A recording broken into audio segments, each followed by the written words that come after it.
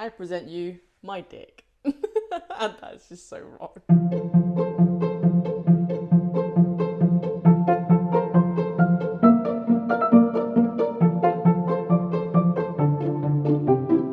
It's week 7 now. We're fast approaching the end of the series, which I don't want to think about already. So let's just move on from that point. Now, I just received a message. Now, it says it's dessert week for the Great British Bake Off inspired technical challenge.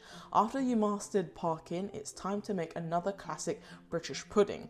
This time it's a spotted dick. Your dick should be moist. Give your meat a good old rub. Steamed suet sponge studded with currants and served with a silky smooth crème anglaise. You have 2 hours and 15 minutes to get your dick ready. Honestly, like Yeah, boy. Yeah, boy. Jerk chicken. Okay, heavy on the pun side. Try to keep this family friendly, says the instructions. Also, there is a common pitfall to the technique, so don't fall into the trap. As always, ingredients and detailed methods are below. I mean, detailed is a bit of a stretch. I've got, in total, 5 instructions. 1, 2, 3, 4, 5. 6 instructions to literally go through this to make it. Now, it's 2 hours and 15 minutes, which makes me think it's going to be more time cooking than actually actually putting things together. So I wonder whether there is anything in terms of trickery. Now, I will say this. I don't know how to make a crème anglaise. I presume it's just a typical custard. So I think that's going to be something that we're going to process together. A lot of time wasted, but let's go and get my dick on. So let's get into it. So the first step for me really is to soak the currants with the orange and lemon juice. Now, I didn't know when to add the bicarbonate soda, but I added it way before putting it into the microwave so that it blooms. I think that's what you have to do really. Not an ideal situation, I admit, but it was the only way for me to add it. I knew it wasn't part of the main recipe. But anyway, the next step really is to make the spotted dick dough. Nothing really special, just mix everything you have in the ingredients. Weirdest thing I've ever worked with. It looks like dog food.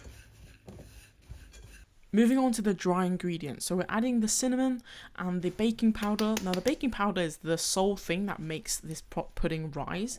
Then the zest of both lemon and orange. And then finally your currants. Drain the currants.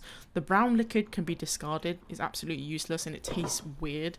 But the currants will be added to the dry mixture alongside with the milk. Now a pointer with the milk. The dough is automatically the driest thing I've ever seen. So I added a dash more milk than what it said on the recipe. Please do what you think is best because I don't know if it has any major impact of adding more milk to it. As you see, once the dough comes together, it doesn't look like what you expect the pudding to be. And I think that's where the stodginess comes from really. It's just a splash of milk really, just to pick up the last few flour and suet crumbs. Honestly, it's a very dry mix. It's surprising that this comes out as it does turn out. It is very claggy and very sticky and sort of surprisingly unpleasant in my thought. On to the next step. So it says spoon the mixture into a pudding basin, cover and tie. Now I bought this bowl specifically for this challenge, so I'm quite happy and glad that it came with a muslin cloth and a string because I thought that was really helpful. Now heavily lubricate your bowl because it's a very sticky mix, and you'll find in the future you'll see why I feel like I under lubricated, which is crazy because that was a lot of butter. Now I will say this, I don't have a steaming basket or like a traditional steaming pot, so I made one out using a normal stock basin with a tiny plate at the bottom to create that layer between the heat and the bowl. Now, important thing to note here is that your water will run out, so you'll need to constantly top up. But if it's something that you don't have, I would recommend just buying one because it's very handy. It's time to put the dick away. Right, I don't really know what to expect here. Now, I've been told that there is a real technique for covering this, and I don't know what that is, so I'm really glad for this string and muslin cloth.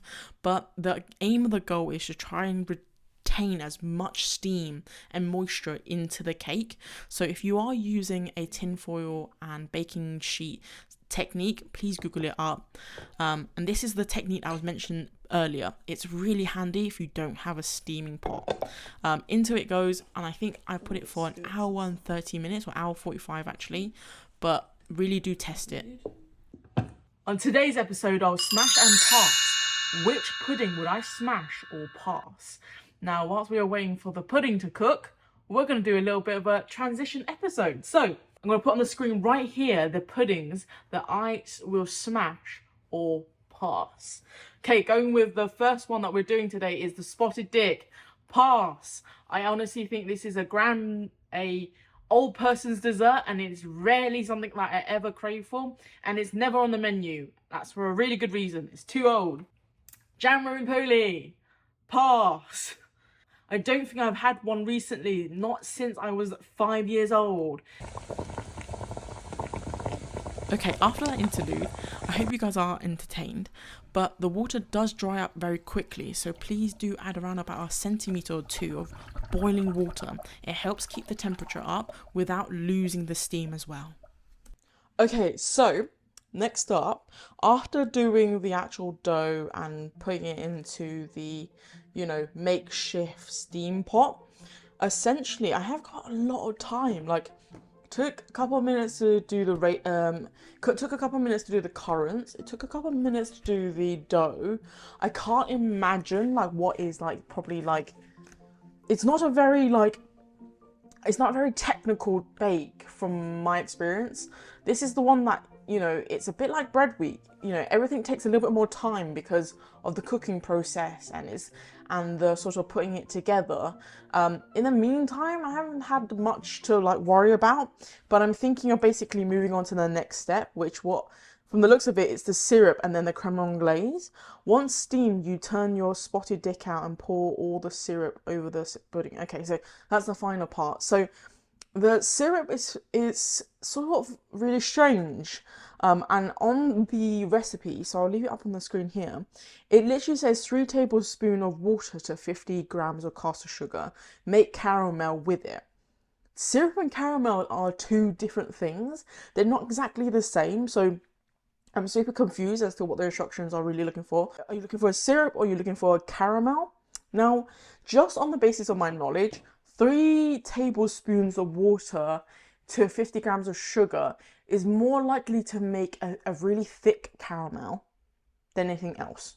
Okay, honestly, the instructions are so confusing. All I did was heat up the sugar and water mixture into a nice syrup/caramel. It didn't change colour, it didn't become golden, but it was enough to still be syrupy as well. Finally, crème anglaise. Now, crème anglaise requires you to basically heat up the milk and double cream, add the vanilla and the sugar, and then add in the yolks. But the way you add in the yolks is essentially adding the hot milk and cream into the yolk. What's the process called? It's like you basically get a ladle of that hot milk and cream and you put it into a separate bowl. You kind of put your egg, you kind of stir in your egg yolks so it warms up. Temper. So you're tempering the egg yolks to match the heat of the hot milk and cream before adding it back in to basically raise the heat to thicken it. Now, I have prepared this earlier.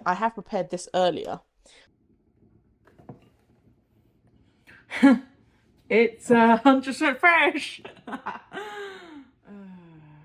And here we are, the final product. It was amazing how it bloomed up from being such a rough and sort of short dough, but yeah, it was pretty amazing actually watching it grow. Ooh, it looks, soggy and ugly. Oh, that's hot. Hopefully it doesn't have a soggy bottom. How does one test it? I don't know. How does one test this? I honestly don't think that anyone has an answer for that, but honestly, getting this out was quite tough because the bowl was slippery, because the suet is very greasy as well. And also, this is where the lubrication matters the most, honestly.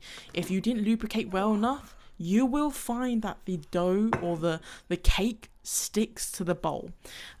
Fortunately for mine, it came out pretty well, I think. You know, but for some things. Oh. Okay. Definitely a shower, not a grower. There's a prettier side. Oh, it's so light and fluffy now. Banoffee pie! Pass. Don't like anything that has banana or banana flavour, except banana itself. I know, it's weird.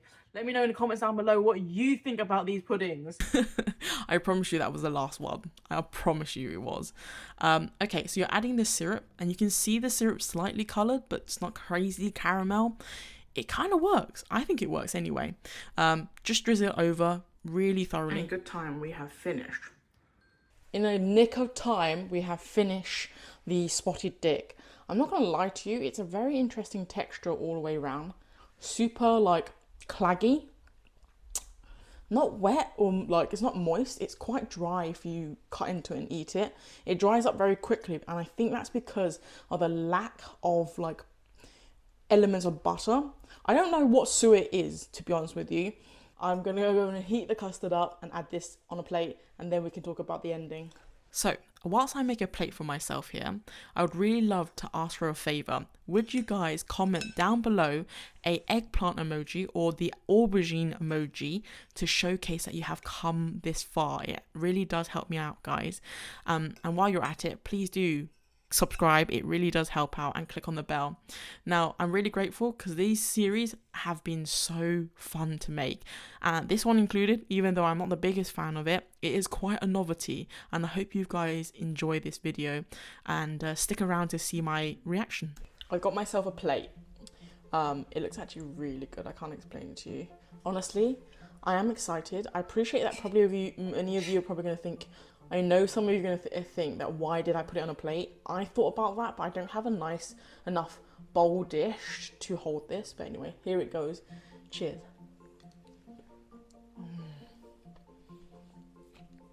Not gonna lie, the custard. I think the custard really does it for me. It's not the most glorified dish. It's very humble and very simple. I think you guys can easily make this at home. I don't think it's going to be one that you can have trouble with. Would I make it again? Probably for my children. More so than like, it's a novelty, isn't it? But anyway, cheers. As always, thank you for watching. Like and comment and subscribe. Click on the bell for more of these sort of videos. And let me know how it goes. It is awfully claggy, isn't it? I don't see the appeal. It's growing on me. Yes, I'm cheating. Custard's cheap.